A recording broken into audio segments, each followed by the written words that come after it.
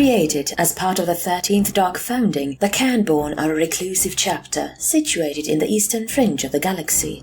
Their homeworld, Morrigo, a feral world steeped in eternal twilight. Its 3 moons, Bave, Niven, and Macha, hold mythical significance to the native populations as the 3 sisters. Their fortress ministry was built upon a mountain deemed cursed by the planetary population. Known as the Hill of Cairn, it is constantly guarded by an entire company of the chapter on a rotational basis. Constant winds cause the rocks and pinnacles of the fortress mountain to wail and whisper, producing an eerie atmosphere that has caused many chapter serfs to go insane from fear. The chapter's librarius is located separate from the rest of the chapter. The sanctums of the librarians reside on a misty, shrouded island called Marmel in the ocean near the fortress ministry, which is strictly forbidden to other members of the chapter unless dire circumstances dictate otherwise. Absolute authority over the island is held by the head of the librarius, the Lord of Marmel, Cathvert the White. The exact purpose of the chapter's creation is unclear. Conflicting and sparse chapter records provide 3 reasons. 1. Created to defend against a perceived Zenith threat on the edges of the Imperial space. 2. Fortify a key hub of warp travel on the frontier. And 3. Guard something dangerous on the planet itself. Only the chapter master is trusted with the truth, though the connection with Inquisitor Amadeus of the Order of Zenith could be indicative. The Cairnborn's relationship with Inquisitor Amadeus is unclear, though requests for equipment from Forge Worlds by the chapter are usually attended to swiftly at the instigation of an anonymous, high-ranking benefactor. The Inquisitor often visits the chapter homeworld, using it as his base of operations in the sector. Furthermore, the chapter provides Amadeus with a bodyguard of 2 veterans called the Wergild, who have returned from service in the Death Watch. The Cairnborn hold the tenets of their parent chapter close, preferring ranged combat and stealth. However, elite forces such as Terminators and veterans are often used in decapitating strikes against enemy leadership, and assault marines are generally held in reserve for a quick response. When on the attack, the chapter announces their presence with a high-pitched scream meant to herald the approach of death. Following this initial auditory assault, an infrasound is emitted by each battle brother to disorient and otherwise discomfort the enemy at the base level. Recruits for the chapter are vetted through the ordeal of reaching the fortress ministry, which is separated by a vast wetland known as the Great Bog. Predators, such as the bog strider and more, prowl the region and will attack anything that crosses their path. Natural obstacles and a labyrinthine network of paths have resulted in any hopefuls becoming lost forever. Of those who are capable of passing through the Great Bog, almost none leave without some kind of injury from a near-death encounter.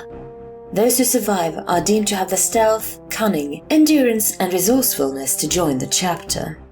These aspirants are carefully trained by the chapter to promote their innate cunning and stealth. The memories of their lives before becoming Astartes are maintained to keep both their experience from the journey to the chapter and to engender a degree of humility and sympathy towards humanity. The Cairnborn maintain 1,000 battle brothers as directed by the Codex Astartes. In most regards, the chapter follows the principles of the Codex Astartes, though they do not consider it a strictly binding text. Preference and prominence is given to the teachings of Corvus Corax, along with the knowledge passed down by previous generations. The chapter master, who is known as the Lord of Cairn, is elected by the captains of the chapter and the heads of the Librarius and the Reclusium, known as the Lord of Whispers. Once the choice has been narrowed to 2 individuals, the chapter's most ancient dreadnoughts confer and choose the one they consider most able to uphold the chapter's legacy. The current chapter master is Coran Cormac, having been chosen unanimously by the captains and dreadnoughts. The current Lord of the Whispers, Lochbrennis, heralded Cormac as the embodiment of the chapter's principles and was the chief advocate for the then captain. The respect given to the chapter's ancient dreadnoughts, often called living Cairns by battle brothers, is absolute. It is not uncommon for captains and chapter masters to look to them for counsel more often than their peers. Should one of these living Cairns be felled in battle, the battle brothers who witness the final death become enraged and will be only sated by complete vengeance against the enemy who felled these venerable heroes. Scouts within the chapter are known as Cairns, in line with the ancient tradition of youthful warrior bands of the chapter homeworld. These youthful warrior bands are often the source of aspirants bringing the title with them in the chapter's early days. Millennia of recruitment have resulted in many battle brothers retaining the native terms and superstitions of their homeworld. Though they do not consider the Emperor a god, they do refer to him as the Doctor, a term used by the native population to refer to a warrior of legendary tales often considered mythical. While some of the chapter's Lords of Whispers have attempted to end the use of the term, it has refused to drop from common use.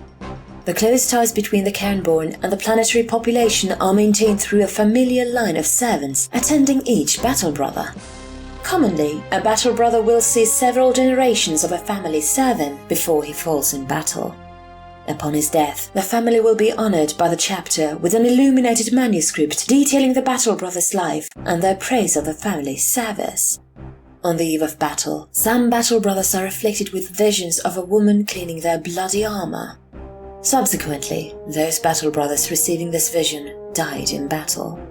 Investigations by the chapter libraries resulted in no answers and the phenomenon remains unexplained.